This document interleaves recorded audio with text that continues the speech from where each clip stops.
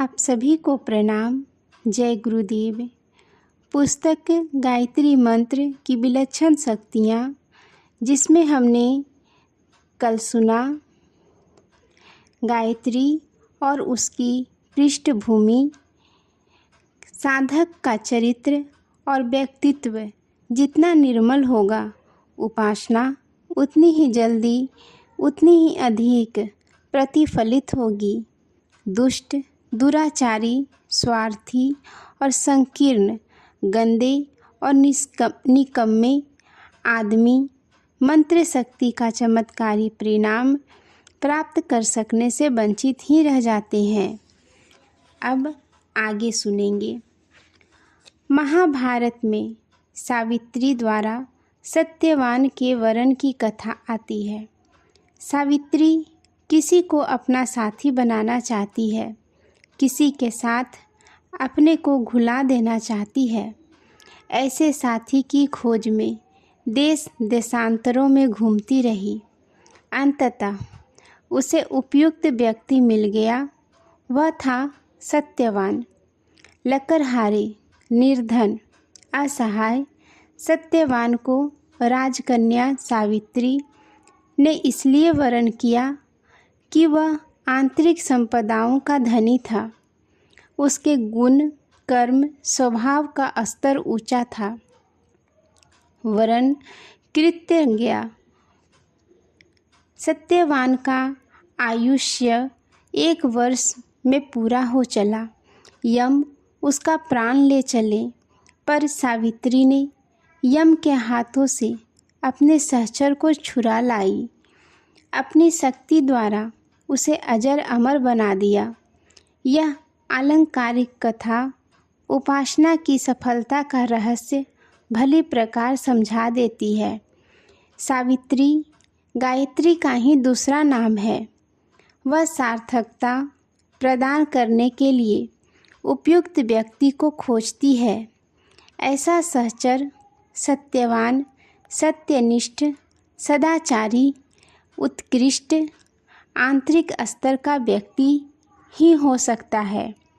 जब दोनों का साथ हो जाता है तो गायत्री अपना चमत्कार दिखाती है। उसे यम के पास से छुड़ाकर अजर अमर बना देती है। सावित्री के गायत्री के पास जितना विभूति भंडार है, वह सुसंस्कृत साधक सत्यवान को मिल जाता है।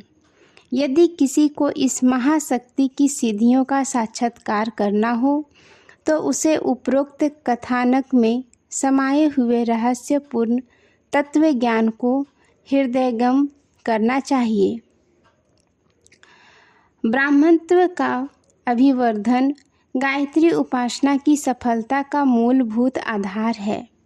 छिटपुट लाभ मामूली उपासना से सामान्य स्तर के साधक भी पा सकते हैं, पर यदि इस महामंत्र का सच्चा स्वरूप और वास्तविक चमत्कार देखना हो तो अपने गुण, कर्म, स्वभाव में ब्राह्मणत्व की मात्रा निरंतर बढ़ाते चलने के लिए साधकों को सच्चे मन से कटिबद्ध होना चाहिए। गायत्री माता इसी आधार पर अपने अक्षय कोष का अधिकार किसी को प्रदान करती है। गायत्री उपासना का लाभ और चमत्कार देखने के इच्छुकों को केवल साधना विधान के कर्मकांड की बारीकियों को ही नहीं ढूंढते रहना चाहिए, वरन अपनी शारीरिक एवं मानसिक भूमिका का भी परिष्कार करने के लिए सचेष्ट रहना चाहिए। ठीक है, विधि विधानों का भी अपना महत्व है।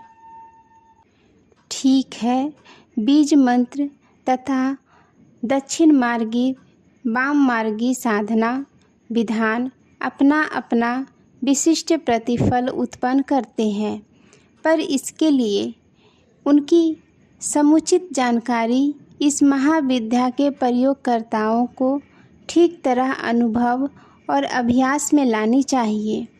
इसके लिए अनुभवी मार्गदर्शक और ऋषि परंपरा की शास्त्रीय पद्धति का अवलंबन ग्रहण करना चाहिए।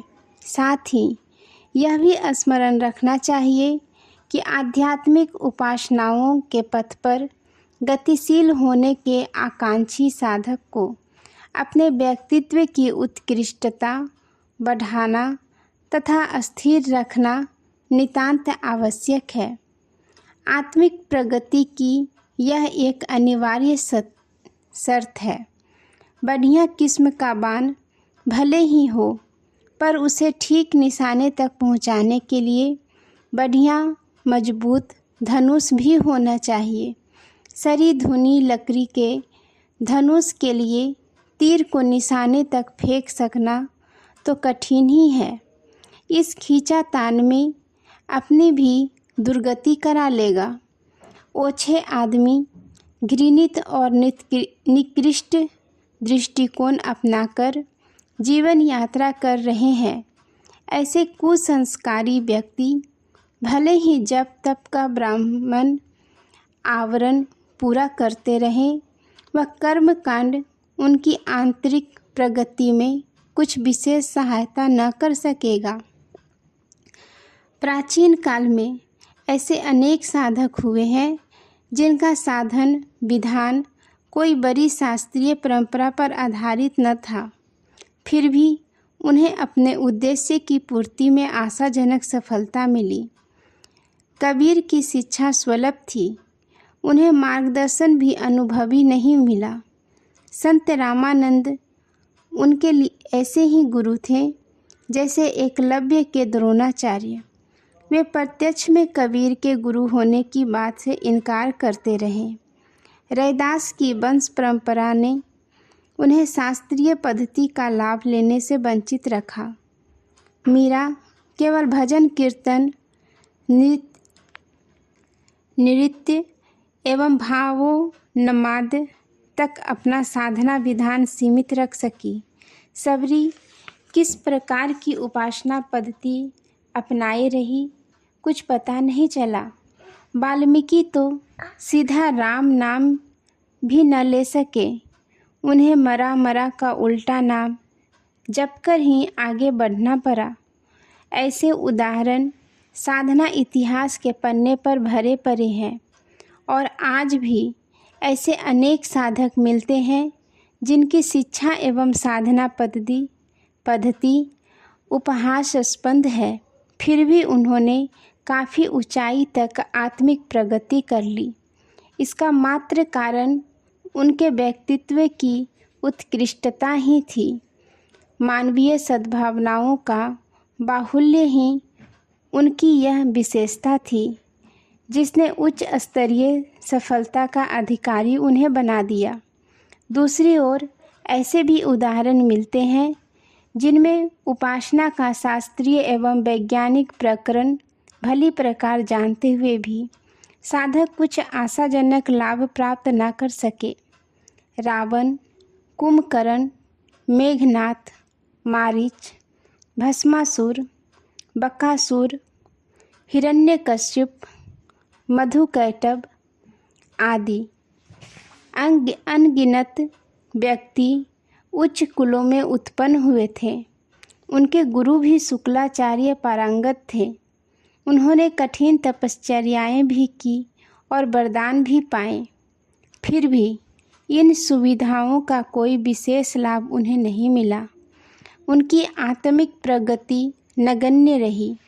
जो साधना तपश्चर्या उन्होंने की वह उनकी आत्मा का, उनके परिवार का, सारे समाज का कुछ भी हित साधन न कर सकी।